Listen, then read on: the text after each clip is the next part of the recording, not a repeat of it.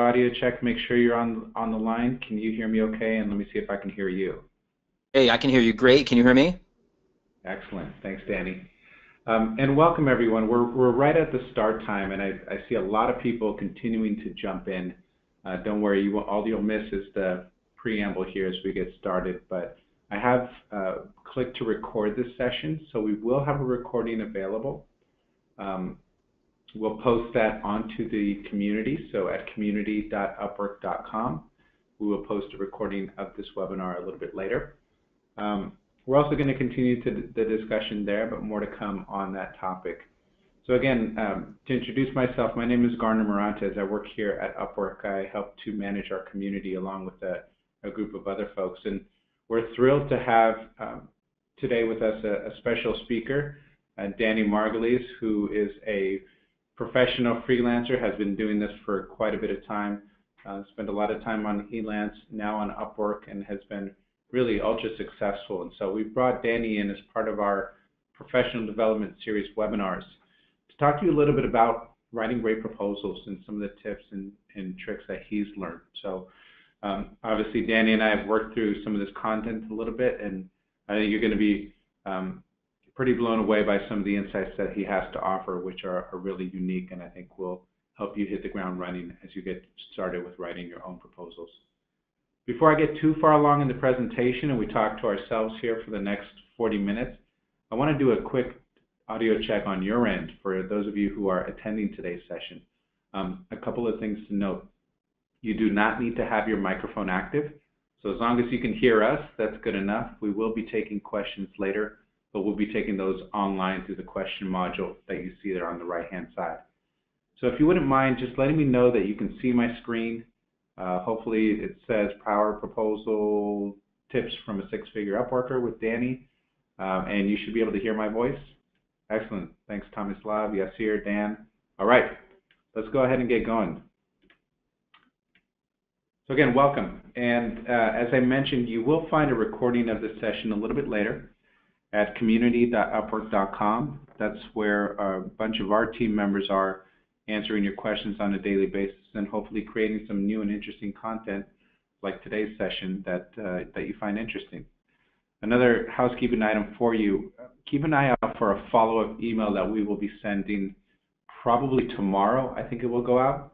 It will also include a link, I expect, to this recording. If not, it will direct you to that discussion thread on our community where you'll find the recording. It will also include a follow-up survey. We'd love to hear your thoughts on this session. We'd love to hear what else you want to talk about and learn about, because we're looking to create those sessions for you and hopefully build out more webinars as part of this.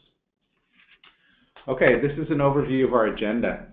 As mentioned, we're going to be talking, Danny mostly, for probably about the next 30-35 minutes or so. Danny talks fast, I talk fast, but that's because we want to get to the last part of this, which is a Q&A. We want to answer your questions directly. You will be able to start asking questions now through that question module that you see. Just keep in mind we probably won't be answering any of them specifically until we get to the end of this. But really the heart of this presentation is that middle section there, the power proposal tips that Danny has to offer. It's going to talk about how much to charge and how you come to those decisions and experiment with that. Talk about what he calls an upside-down proposal approach. Going to share a really neat insight into how to build some trust with customers right off the bat, and something that often gets overlooked. I actually didn't think about this, and I deliver a lot of the trainings around writing proposals, so it's a pretty interesting insight that Danny has to offer. And then the #1 proposal mistake that freelancers make and how you can avoid it. Finally, I want Danny to talk a little bit about his own site, his own course on Freelance to Win. So he'll talk about that here for a second as well. This is Danny. So with that, I want to hand the reins over to him. And Danny, go ahead and introduce yourself. Tell us a little bit about your story. Thank you, Garner. Thank you. I'm really excited to be here and talk about proposals. I'm just noticing the first slide. Oh, there we go. Okay, my slide just caught up, so I wasn't sure if everyone was seeing that. Okay, thank you. Okay, so my story is a pretty simple one, and I only want to tell it in the context that it can help people who are listening. So my message is always that if I can succeed on Upwork, you can also succeed on Upwork. Because when I started, I actually had no college degree, I had no relevant experience, I'd never done any of the services that we're allowed to offer on Upwork professionally or even as a hobby. I've never even written as a hobby. So when I first came onto Upwork, I really felt like I have no skills. But I was also unemployed at the time, so I was under a lot of pressure, and I just had to figure something out. And so I forced myself to answer some hard questions. You know, do I really have skills? Or do I really have no skills, rather? Or might there be a hidden skill that I have? We've all been writing since childhood, so maybe I can do that. So I came with a hopeful attitude, and I started off pretty small. My first week I made $340, and then I think in my first month I may have made about $1,000 or so, and then I grew pretty incrementally from there. So it was a bit of a slow start, but by my second full year in 2014, I was able to earn over $100,000 that year just from clients and work that I found on Upwork. And then the next thing I wanted to do after that was I wanted to start helping other people succeed on Upwork as well. Because I said to myself, I had made myself a promise actually when I was first starting out on Upwork, and I said, you know what, this is not an easy thing to do, and you know, nothing rewarding is an easy thing to do, and I really wanted to help other people succeed as well. So I ended up starting my website, which started off as a blog and now includes an online course, and it's called freelancetowin.com. I think we can move to the next slide. Okay, so here's where things get a little more relevant to you, okay? And that is this. When we talk about proposals, I have personally written and reviewed literally thousands and thousands of proposals. I've done that both as a freelancer and also as a client. Now, my proposals have won big jobs. So when I first started out, I was aiming for small jobs, which you should also do if you're just starting out. And small jobs are always okay because those can turn into big jobs as well. But my proposals have won jobs as high as $250 an hour. So I've really seen the gamut of what it takes to win the very smallest jobs and the very biggest jobs. And it's exciting to realize that it's actually the same psychology. Once you understand how clients think, you can apply that today wherever you are in your business. If you're brand new, that's fine. And if as you get more experience, you can continue to apply these tips and tactics. So it's actually very exciting. And I've spent over $30,000 as a client on Upwork. So you can imagine that I've reviewed thousands of proposals from the client's perspective as well. And clients, it turns out, evaluate a proposal quite a bit differently than what most freelancers think. And that's because as freelancers, we're writing proposals from our perspective most of the time. We haven't really considered, okay, what is a client really looking for? So today, what we're going to do is we're going to dive into some of those things that remain a bit hidden from most freelancers' perspective. Okay, so before we talk about proposals, I want to talk to you about a skinny kid named Takeru Kobayashi. When you look at this guy, he doesn't necessarily look like anything special, but he actually did something very, very special. In the early 2000s, he became the world champion of hot dog eating, and he ate something like 50 hot dogs in 12 minutes, which was a new world record. But the amazing thing is that he was actually much, much smaller and much scrawnier than most of the people he was competing against. When you think of someone who can eat the most hot dogs, you probably think of someone who's very big. And yet, Kobayashi was very small. So he was kind of like, in a way, he was kind of like me when I first started on Upwork. He was forced to think about how to work smarter and not harder because he couldn't rely on just his size alone, just like I couldn't rely on my experience alone or my knowledge because I didn't really have any. And so I was forced to think outside the box. So Kobayashi is someone who really represents the idea of working smarter, not harder. So here's what he did. Instead of just trying to eat hot dogs faster, okay, he took the hot dogs and removed them from their buns. So what he figured out is that he could eat more hot dogs faster if he separated the hot dog from the bun.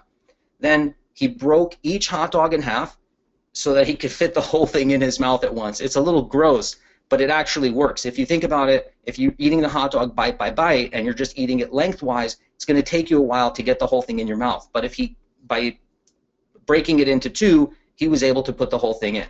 And then he dunked the buns. This is so genius. He dunked the buns into a cup of water so that they would be easier to chew and swallow. When you think about eating a hot dog bun, it's a slow process because it's very doughy and it's very cumbersome. And so when he dunked it in the water, guess what? It shrunk and it was slippery. He was able to just swallow it, and that's how he ended up doing so well. And so today I want to see if we can learn some lessons from Kobayashi and apply them to proposal writing. Okay, so here I want to talk about how this actually applies. So most freelancers, what they do is they decide, okay, 1 in X number of clients responds to my proposals. So maybe it's 1 in 10, or maybe it's 1 in 20, or even 1 in 30. Like when I first started, I would be amazed if I got 1 in 30 clients to respond to me. It was probably much less than that. So what we do is we react to that by just sending out as many proposals as possible because we think that it's a numbers game. And to some extent, it's okay to think of it as a numbers game. You definitely want to send out a lot of proposals, especially in the beginning.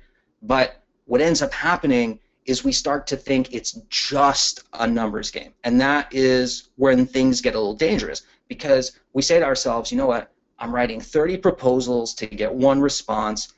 I don't want to spend that much time doing this because I'm not getting paid for it. So let me just kind of belt out each proposal as quickly as possible. And so the quality ends up suffering. Now, what I noticed early on is top freelancers on Upwork actually don't do it this way.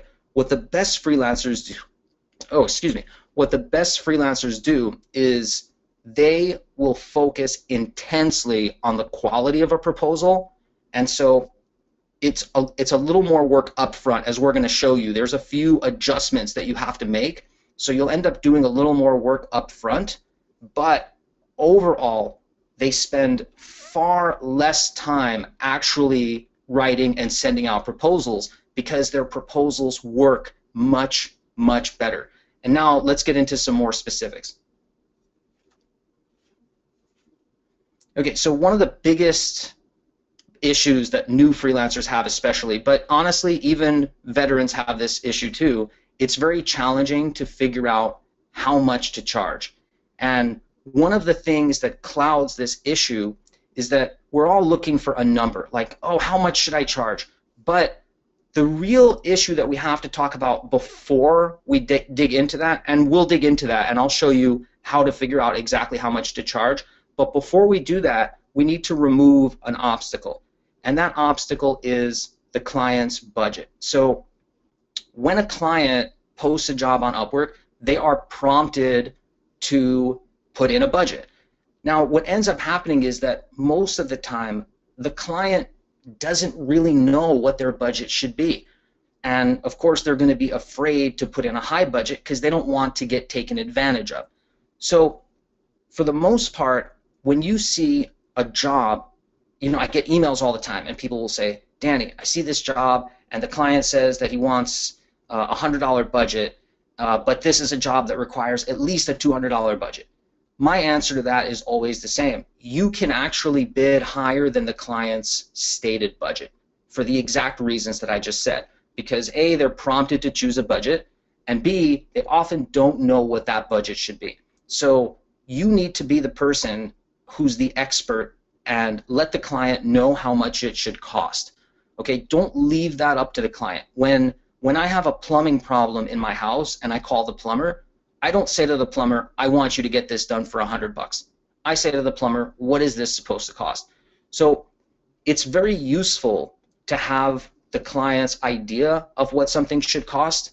So I don't want you to discount that fully, but I don't want you to be kind of beholden to that. I don't want you to look at that number and say, oh, you know what, this is it. There's, you know, the client says $100. That's the most I can charge, and so you bid $100 or maybe even a bit lower.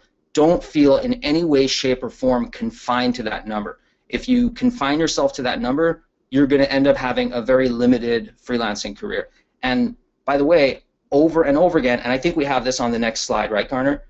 Over and over again, I see examples of people who are actually charging more, and this is usually a top professional who's doing this, somebody who's charging more than the client's budget and winning the job. So here you see one example, and the the freelancer charged more than double what the client said their stated budget was, and you can see that little check mark where the freelancer got hired. So this does work, and I have another example for you too on the next slide, where someone actually charged, I think it was 3 times the client's budget. Look at that, 3 times the client's budget. So they didn't sit there and say, oh, this client thinks he can get it done for $100, so I'm just going to skip over this, and oh, woe is me, and you know, maybe I'll email Danny and say like, oh my God, what do I do? Instead, they just said, you know what, I know this is supposed to cost $300. They bid $300. They wrote a professional proposal, and boom, they got hired. So this happens, and by the way, these are just 2 examples. This happens literally every single day. So don't be afraid to charge more than what the client thinks that their budget should be. Oh, and by the way, and here's another great example too. A lot of times people will say to me, oh, Danny, I just see a lot of clients who are choosing a $5 budget. So it turns out that a $5 budget is just the minimum budget that the client is allowed to choose when they post a job. So as you can see, many clients actually just put $5 in because they don't really know. They want to talk to freelancers first, and then they might say to you, hey, what do you charge, and whatever. And here is a glaring example of this, where the client actually says, please ignore the $5 budget with 3 asterisks on each side. And he says, we are accepting bids and we'll discuss the payment structure during the interview process. Now, anytime you hear someone say, oh, there's so many $5 budget jobs, those are just junk, remember this slide, because this happens every single day. Don't even pay attention. Just charge what you know you're supposed to charge, and things will work out. Okay, now let's talk about some of the specifics about figuring out how much to actually charge. Most likely, you're undercharging, and that's just the hard truth of freelancing. Most freelancers are actually undercharging. So one of the reasons for that is because most of us have had a traditional job in our life. Many of us continue to have a traditional job while we freelance.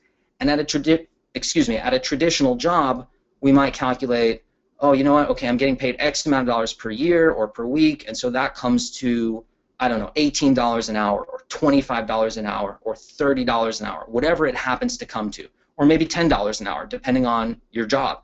And so we say to ourselves, okay, let me charge that same amount as a freelancer. But unfortunately, it doesn't work, or maybe I should say fortunately, it doesn't work that way, because in freelancing, you are responsible for your own taxes, your own expenses, your own retirement. If you want to take a vacation, and I hope you do, you have to pay for that. There's no 2-week paid vacation. You have to give that to yourself. And the reason I say that that's actually good news is because you can charge as much as you want as a freelancer. I started out and I was charging $15 an hour on my first day. I didn't understand any of this stuff that I'm talking to you about today. And so that was way, way, way too low. And fortunately, I was able to raise my prices to $30 and $40 and $50 an hour within the first few months. And then in my second year, I raised it to $75 and then $125 and beyond. And today I charge $250 an hour, and it's not a problem because there are clients out there who are willing to pay it. So when you price yourself too low, what you're actually doing is unintentionally signaling to the client that you're providing low-quality work. By the way, it may not be true. You may be providing amazing work, but the perception is going to be something different. Clients are going to see $15 an hour, and they're going to say to themselves, you know what, if I'm really looking for quality, is $15 an hour really the amount that I'm supposed to pay? So if you're brand new and you want to start out low, 15 bucks an hour or whatever, go for it. But just understand that your medium and long-term goal in the next few months and certainly in the next year should be to charge 2 to 5 times what you would charge at a traditional job. And then that way you'll make money, you'll do great work, you'll be excited to do great work, clients will love the work you do, you'll have a great attitude, and you'll be able to cover all of those additional expenses. Hey, Danny, I'm going to jump in here and just kind of check in with folks, make sure that people are engaged. Hopefully you're getting some really good information out of this. I'm going to pose the question. I would love to see some responses here in the question module. How many of you have bid more than what the client stated budget has been on your last 2 or 3 or any of the last 3 proposals that you've submitted? So if you have bid above budget, meaning you've stated your price at a little bit more than what the client has put in their job post, let us know in the question module. And with that, we'll keep on going. Go for it, Danny. Okay, awesome. So one of the things that you've probably noticed if you've been on a few jobs on Upwork, if you've been around for even just a few days, you've probably noticed that somewhere around a quarter of all proposals actually require this little thing called additional questions that you can see up here on the screen. We have some red arrows pointing at it.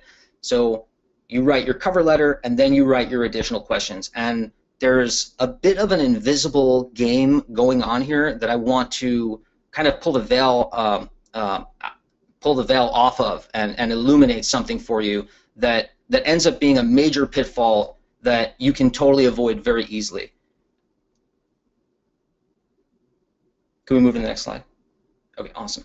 So basically what ends up happening here is that people assume that since the additional questions come second in the previous slide that we showed you, when you're actually filling out your proposals, you fill out the additional questions second. But when clients are reading your proposal, they actually see those additional questions first. And there's a very good reason for that. It's because those are screening questions. Those are questions that I, as a client, will look at the answers to, and I'll decide if I want to keep reading. So those questions are designed to save the client time and help them find a good fit in a more effective and more efficient way. But what ends up happening is that you end up, for the most part, writing your cover letter first, and then you kind of answer the additional questions as more of an afterthought. So what I notice as a client, and I've seen this thousands and thousands of times, is a freelancer will write often a very good cover, but then their screening questions, the answers to those questions end up kind of weak. And the reason that that happens is because they've put all their good stuff into their cover letter. So it's almost like serving someone an amazing first course, but then when you get to the second course, you've already used all your good ingredients and used up all your effort. And so what we want to do, and I talk about this on the next slide, is we want to flip that approach and do what I call the upside down proposal. And in the upside down proposal approach, you focus most of your effort on the additional questions. So even though your cover letter is first, I would recommend don't write your cover letter first, write your cover letter last. Answer the additional questions, put a lot of good juicy nuggets in there, demonstrate your knowledge, demonstrate your caring to clients in those additional questions, and then move on to your cover letter. So make your cover letter still good. So I don't want you to neglect your cover letter, okay? So this is not an excuse to just write some great additional questions, or rather some great answers to additional questions, and then in your cover letter just say, oh, see additional questions. I don't want you to do that because a client is not going to get very excited if they see that. So still write an excellent cover letter, but make it more of a closing. So you can reiterate some of the points that you talked about in your questions. You can use your cover letter to show samples of your work or links to your work or a case study that you've put together from a previous client. Like, you can still do a lot of amazing things with your cover letter, but whenever you see those additional questions, I want you to think about, I want you to, like, it should immediately pop into your mind, oh, additional questions. Okay, I need to answer those first. Okay, now, the next thing I want to talk to you about is something that most freelancers overlook. We all want to get jobs, and so we think to ourselves, how do I get a job? Oh, I know, I'll write a great proposal, and that'll get me a job. That's part of it, but there's actually a lot more to it. It turns out that one of the ways that clients make decisions, and this all happens at a subconscious level, so they're not necessarily realizing it, but they're actually forming a first impression of you in a fraction of a second. And if your photo contains visual cues that are working against you, that client will actually make a snap judgment that it's going to be very hard or even impossible to overcome, even with an amazing proposal. And if you think about like the extreme of this, imagine somebody who uploaded a mugshot to their Upwork profile. Now, do I really care what their proposal says? No, I'm going to see their mugshot and I'm just going to go, wow, I can never hire this person, and I'm just going to keep moving. So obviously, nobody on Upwork, thankfully, uploads their mugshot, but there is a lot of room for improvement in, I would estimate, 99.9% of freelancers' photos, and it actually makes an enormous difference, and I'm going to prove it to you here with the next slides. Before we do that, Danny, just another check-in with the audience here. How many of you have changed your profile photo in recent months? So I'll pose that question. If you wouldn't mind dropping your answer into the question module, that'd be great. And Danny, I'll hand it back over to you. Thank you. Okay, so this is a screenshot from a really neat site called photofeeler.com. And what you do on PhotoFeeler is you can upload 2 or 3 or 4 photos of yourself.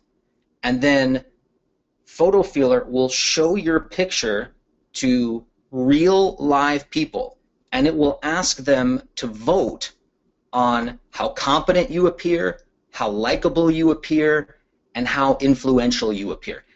And as you can imagine, this has an enormous impact on how many jobs you get hired for, what kind of clients hire you. So do you want to get hired by great clients, or do you want to get hired by not so great clients? So these are things, these are visual cues that actually secretly control clients' impression of you, and thus the decision that clients make.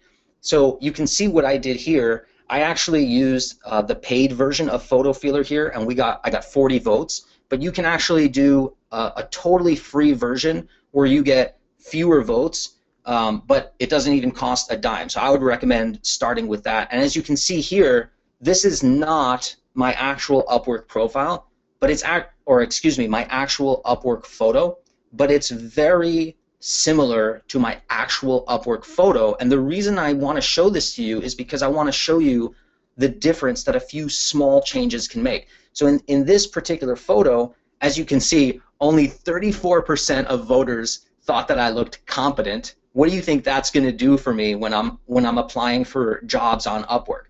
Of course, if people don't think I'm competent, I'm not going to fare very well.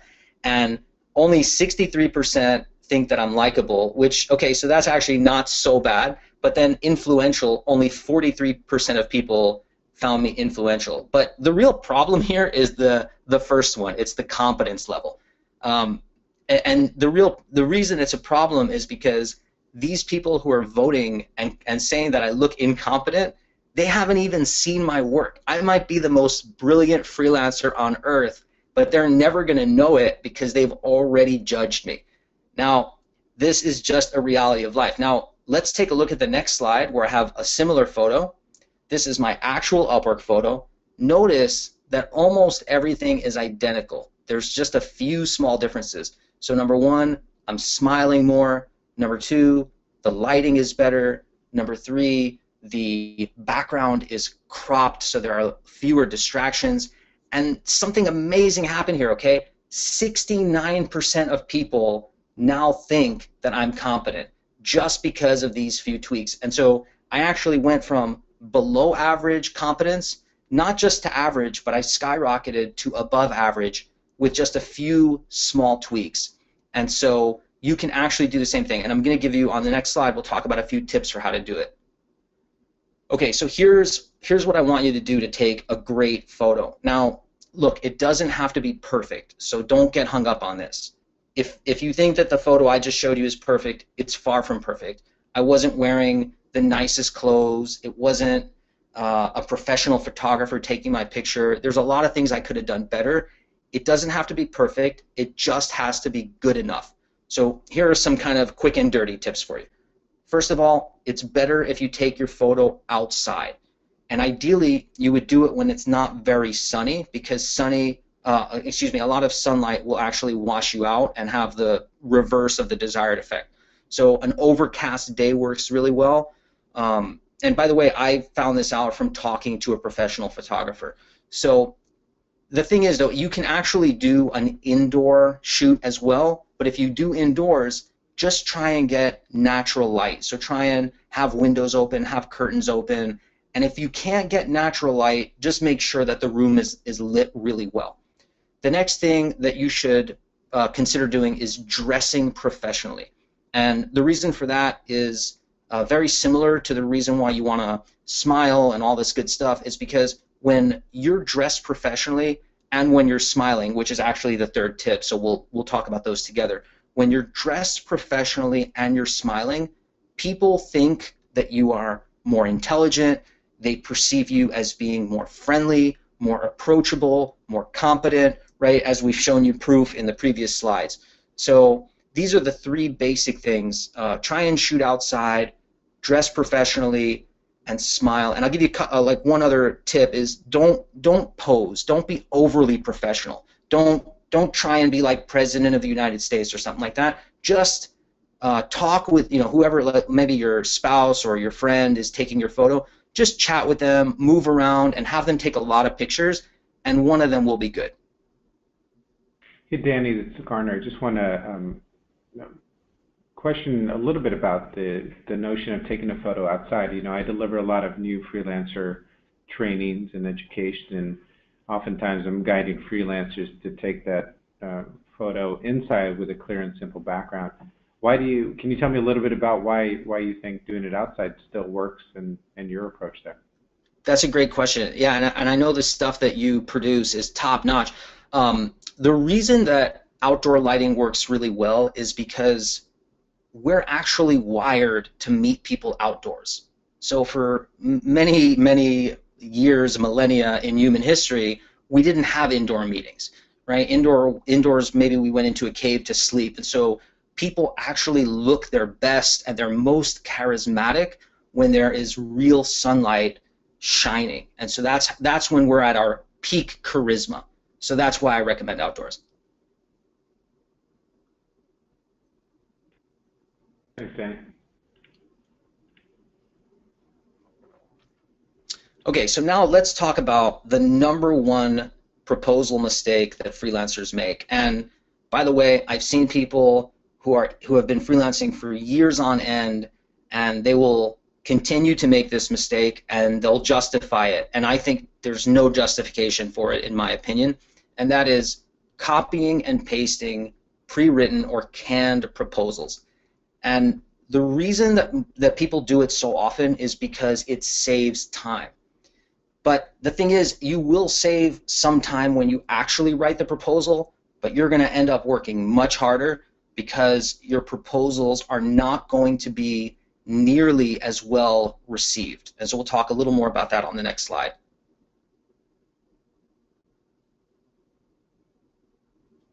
So, okay, what happens is, even if you happen to be an excellent freelancer, when a client receives a canned proposal, they can tell immediately that it's a canned proposal because it doesn't have anything to do with them. It's usually just about your experience or something that you've done, which is fine, but clients actually have a different expectation, okay? So when a client comes to a website, let's say a client shows up at my website, and they're going to see a canned message on my website, right? So this is the argument that people make, right? They say, oh, hey, Danny, when I get to your website, I see a canned message there, and when I get to your Upwork profile, there's a pre-written message there. So why can't my proposal also be a pre-written message? And the answer has to do with the psychology of a client. Okay, what are they expecting?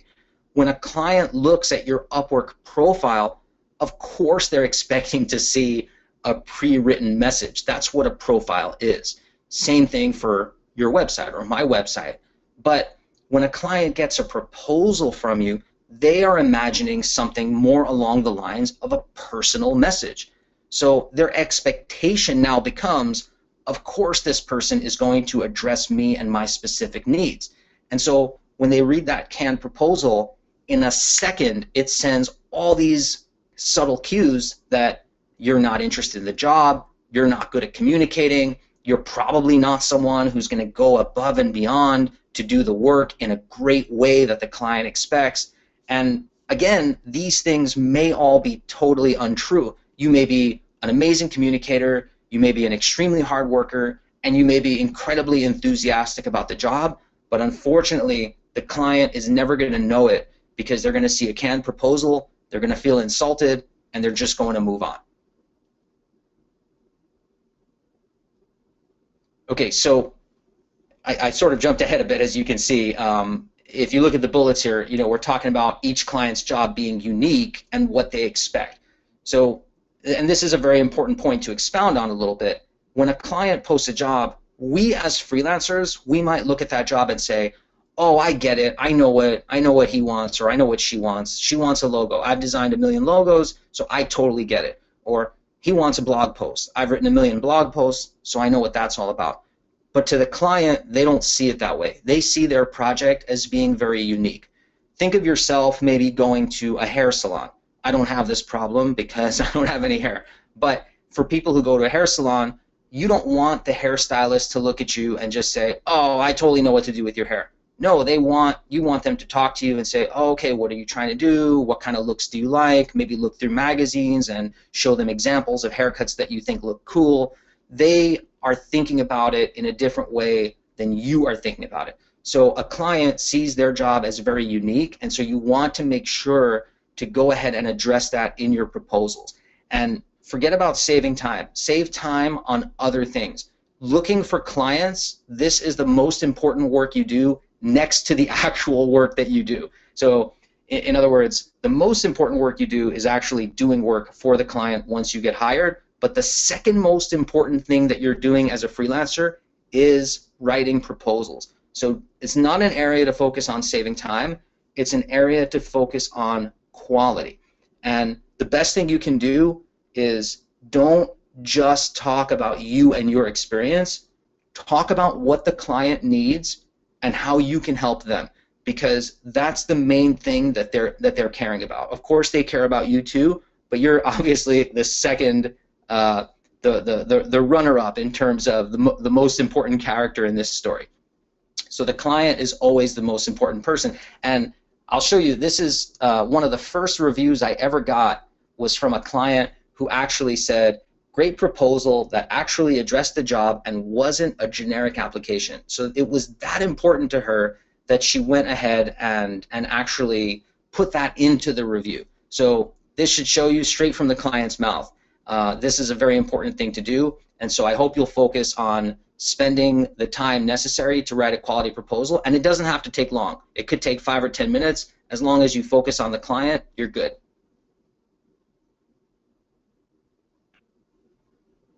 Danny, great information. Thanks so much for sharing it. I'm going to jump back in here because I also want to highlight not only did Danny give some hopefully very useful tips for all of you. I know information that I hadn't seen before, and I'm the one who ends up delivering a lot of these trainings, so we appreciate those insights, Danny, and he has a lot more to offer along those lines, which we'll get to here in a second. But Danny, you've also put together a bit of a bonus for those people who are attending or watching this webinar, so I want to highlight that here and give you a chance to talk not only about that, but also about Freelance to Win here for another minute.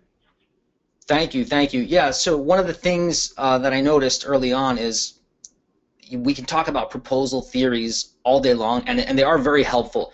But in order to really make it work, I want you to take a look at a few examples of real winning proposals. These are actual proposals that got real results, and I don't want to just show them on the screen. I want you to be able to take them home, so to speak, and look through them more than once, pick them apart, see what you can figure out, see if you can tell why they won a job versus maybe some proposals that you've written that didn't do so well. And so I actually put together a package of several of these just for people who are listening to this webinar, and you can get it at freelance2win.com/proposals. You can see that's the web address that's sitting on the screen, and you can go ahead and download those, and we'll send them to you right away. And I think that will really bring this all home when you see actual examples of the types of proposals that we've been talking about.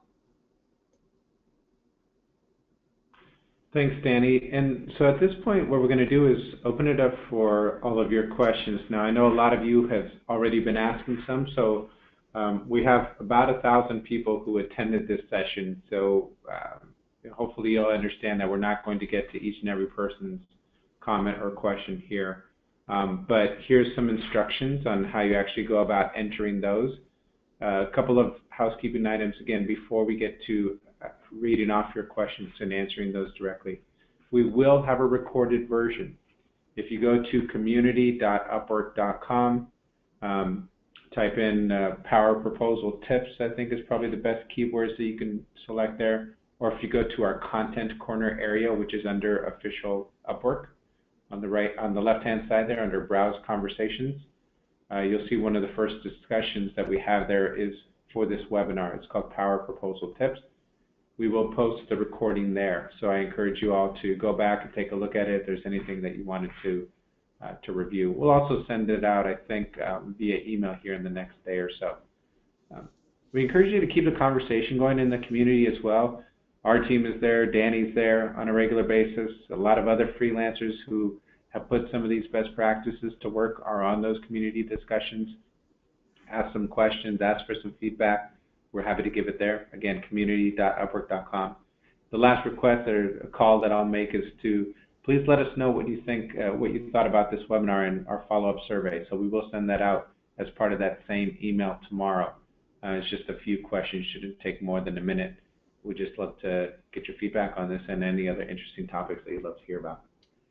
Okay, so go ahead and start asking your questions. I'm going to read them off individually, and like I said, keep in mind we probably won't get to everyone.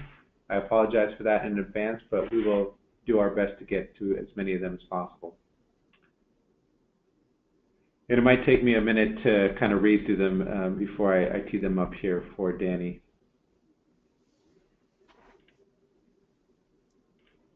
Hey Danny, this one's from Tushar, and it's you know, a little bit related to proposals, a little bit related to another aspect. But his question is it good to send your whole portfolio URL to an employer? So I think the question there is, and maybe it speaks to a larger topic of how do you select samples? Do you select and do you point a client, potential client, to your whole portfolio, or how do you make those decisions there? That is a great question. I love that question. What I want you to do is put yourself into the mind of the client. So a client is often a business owner, or they're a busy executive or officer within a business. They have a million things going on, and so when they see, oh, here, check out my whole portfolio, what they hear in their mind is, oh, here's a lot of work for me to do because I got to go and click a link, then I got to go to the portfolio page, and then I'm going to have to kind of start guessing. This person's going to have anywhere from 5 to 50 pieces. Which ones should I look at? Which ones are most relevant to me? Instead, what I want you to do is take on the work of that for the client. So go and pick out 1 or 2, I would say maximum 3 in most cases, portfolio pieces, and link directly to that or attach those pieces. And this will have a few good effects. Number one, it will guarantee that the client is seeing the most relevant pieces, so that way they don't get to your website and look at the wrong pieces, or they don't get to your portfolio, your general portfolio, and look at the wrong pieces. And Number two, it will save the client time, and it will start to give them a preview of what it's like to work with you. They'll say to themselves, this is somebody who is making my life easier instead of making my life even more difficult. And so, yeah, so I would say link or attach curated pieces that you pick out and keep it to 1 or 2 or 3, but yeah, do not link to your general portfolio. That, in my experience, is not a good way to go. Great, and this question is from Eric. I don't know that there's a simple answer to this one, but Eric just asked, how much time should be spent writing a proposal? It's another really, really good question. I have spent, I'll tell you, what I have spent myself is anywhere from 5 minutes to about 20 minutes writing a proposal. If it's taking more than, longer than that, I would say you're probably saying too much or overthinking. So if it's the type of thing where, it's a kind of job where you've done it a bunch of times and you know exactly what to say, and maybe you've won a few jobs like that, and so you can get your point across in 5 minutes, and you can send that off and say, you know what, I know this is a good proposal because I've written 20 other proposals just like it. I would say 5 to 10 minutes, and then if it's something that needs to be a little more in depth, maybe for instance, maybe the client has their web address in their job description. So you'll go ahead and you'll go to their website and say, let me do some research before I write my proposal. But even if you're doing that, I wouldn't recommend that you spend an hour or something like that, because that's just going to take too much time. At the end of the day, it's quality, but it's also a numbers game. So yeah, I mean, Garner, you're right. It's not such a simple question, but I would say in general, I would spend anywhere from 5 to 20 minutes. Great, thanks, Danny. I just want to read one comment. I saw this mentioned a couple of times throughout, but Rob, I think, does a great job of highlighting it. Rob says, you're so right about budget. I'm sort of new to Upwork and just doing my 6th job. The budget was for $300. I explained what it would cost and just won the job today for $1,800. So congratulations, Rob. I think that's a great approach, and I saw a few other comments mentioning similar experiences, and I think it really pinpoints what Danny spoke to earlier. So Danny, along those lines, there's a series of other questions that I'll try and put into one, which is really around the notion of bidding lower. Rayan, Vijay, Sachin, they all say the same thing, which is, aren't clients giving first preference to low bids, and/or, what is your perspective on bidding lower than the client's stated budget? Okay, so the lowest price that a freelancer could bid is nothing. Now, you can't do this on Upwork because you're not allowed to do free work on Upwork. But in the real world, the lowest price that you can give, the quote-unquote real world, right, off of Upwork, the lowest price you can give to a client is free. And so I'll tell you, I get emails all the time from people who find me on the web. They found my website, they found my course, and they say, hey, Danny, I'm new to freelancing. I'll do this work for you for free. I've never once taken someone up on that. So you can see right there, I'm already not interested in the lowest price, which is free. Now, let's talk about on Upwork, because that's what's relevant to all of us on this call. If you look at my client profile will tell you the average hourly rate that I have paid my freelancers, and it's something like $28 or $29 an hour. Now, what ends up happening is every time I post a job, I will end up getting, just like we're all used to, I'll end up getting a bunch of bids, and many of them will be very low, $5 an hour, $8 an hour, $10 an hour, $12 an hour, and I don't understand why, if my actual client profile says that I'm happy to pay $29 an hour, why would anyone think that I'm looking for a lower price, right? It doesn't make sense when I explain it to you in that context. So what ends up happening is we're thinking like freelancers, and we're saying, as a freelancer, I'm somebody who looks for bargains and whatever, but a client has a business, and they're thinking in terms of business expenses. Okay, so let me give you another example that really brings this home. People say to me, Danny, I have this client, and I know they just want a cheap price. What should I do? You know what I say? I go like this. What kind of phone does your client have? They go, what are you talking about? What does that make a difference? I go, does your client have a flip phone from like 2007, or do they have like an iPhone 6 or an iPhone whatever the latest model is? And so my point being, if we examine this idea that, oh, clients just want cheap work, clients give preference to people who are cheaper, it's an idea that comes up in the minds of freelancers, but there's actually very little or maybe even no evidence of it when you actually examine a client. When they go out to lunch, most likely they're not going to buy the cheapest food. Their house most likely is not the cheapest house. They have a desk that they may have purchased from a place like IKEA, when instead they could work on a mat on the floor. So I can go on, but the thing that I want to drill into your mind is that most of these objections about, oh, my price, it needs to be cheap, most of that comes from our heads, not necessarily from the client. And I will put one caveat in there, which is if you're delivering below average work, then you will be forced to charge below average prices because nobody's going to pay a lot of money for below average work.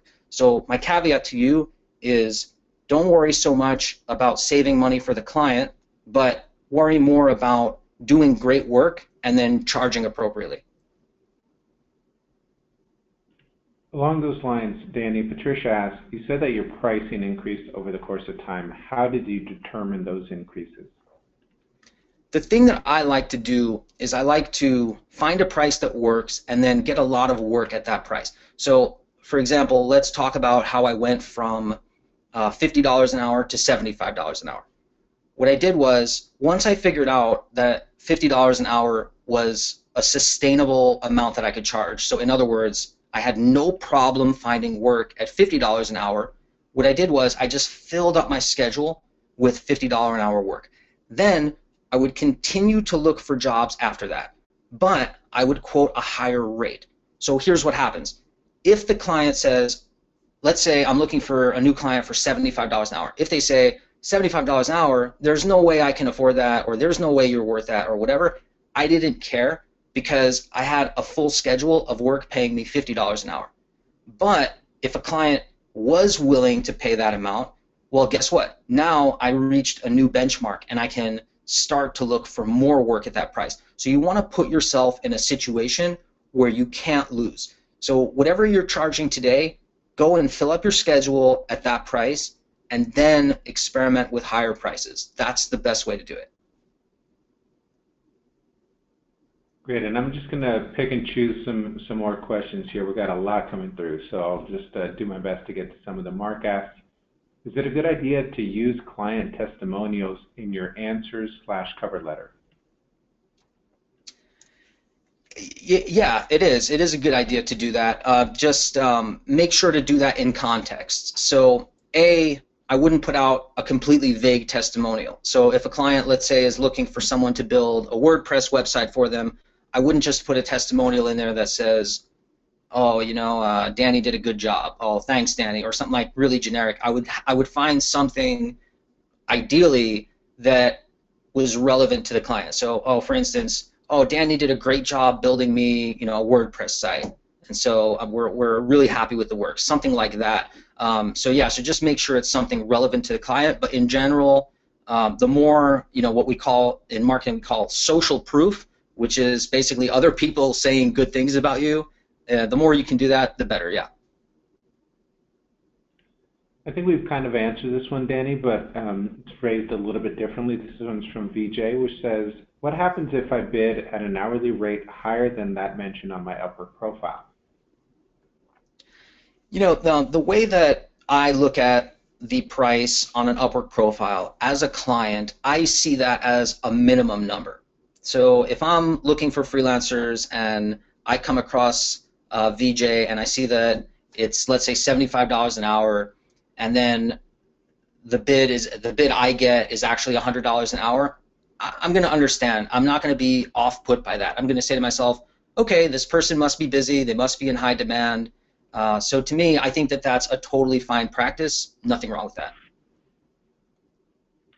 This one's from Sergey. Should I apply for a job that was, for example, posted a couple of days ago and there's about 50 proposals from other freelancers? I'm a web developer. I love this question because I hear this all the time. It's actually not the right question. So I want to reframe the question. we're going to reframe the question, and let's say this. Are you a good fit for the job? Can you make a contribution to this client? Can you make their life better? Can you do the project well? Can you make them happy?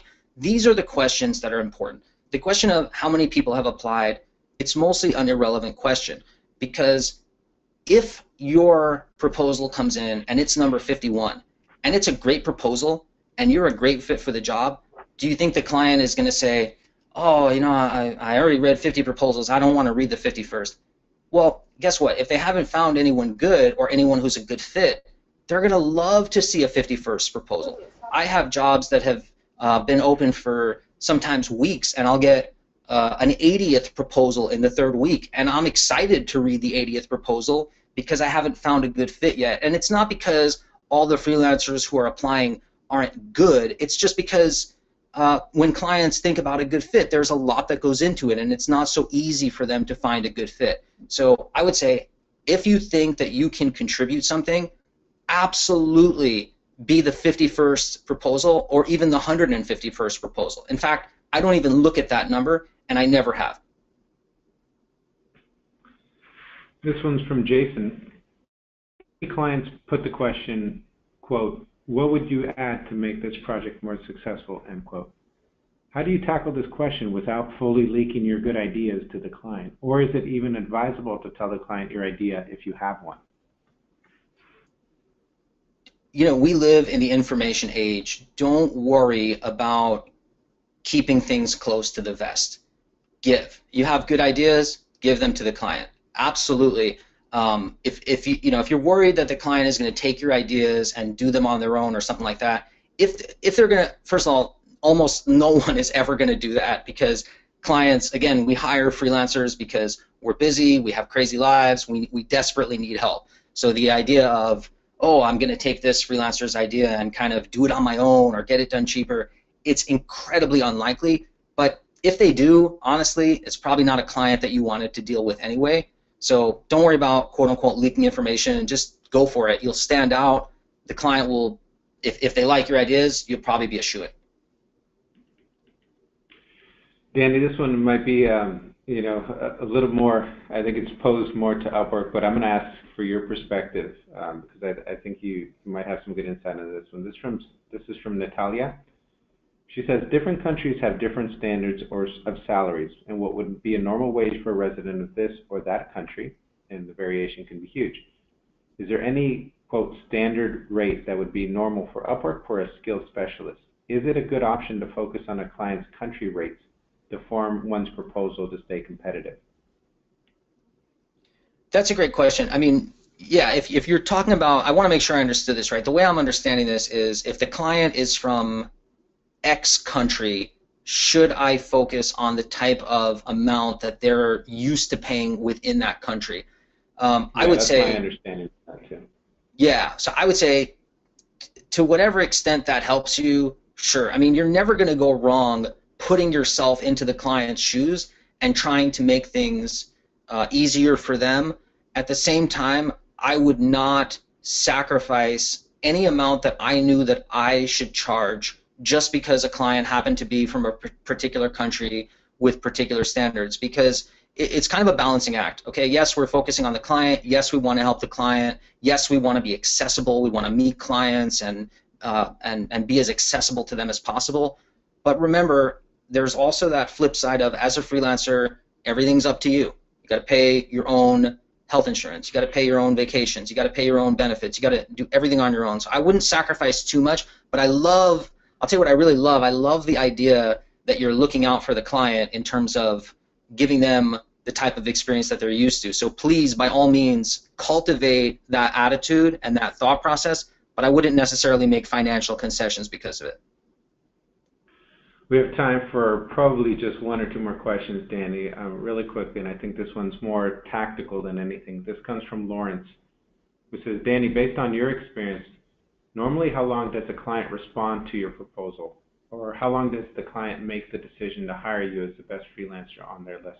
So I think the question is, how long do you wait, right, after you submitted a proposal, and you typically see before the client makes a hiring decision? Great question. It actually, for me, has been anywhere from like minutes to months. You know, what ends up happening is clients, again, busy people. So if you don't get a response right away, I mean, I've put in a great proposal and I've said, you know what, I know the client is going to love this proposal because I put so much good information and it's so relevant to them. And then all of a sudden I hear nothing back. And then days, weeks, and in some cases even months go by, and then they'll respond and say, oh, hey, you know, I'm just getting around to this now. We were busy with X, Y, and Z. So I would say, again, focus on quality. Don't focus on things that you can't control, because like when you think about this question, it's basically like saying, what's the weather going to be like tomorrow? You have absolutely no control over it. So, you know, just write a really good proposal, and then I would say just forget about it after that. And sometimes you'll be pleasantly surprised weeks or months later when a client will actually come back and out of the blue and just say, hey, this is great, I want to hire you. Great, thanks, Danny. And folks, we're actually up against our time. I just want to take a minute to thank Danny for his participation today and for giving these tips and these best practices, you know, so willingly. I think, as Danny has made really clear by not only what he's done today, but also what he does on his Freelance to Win site every single day, is, you know, we're here to support each other. We're here to make each other better.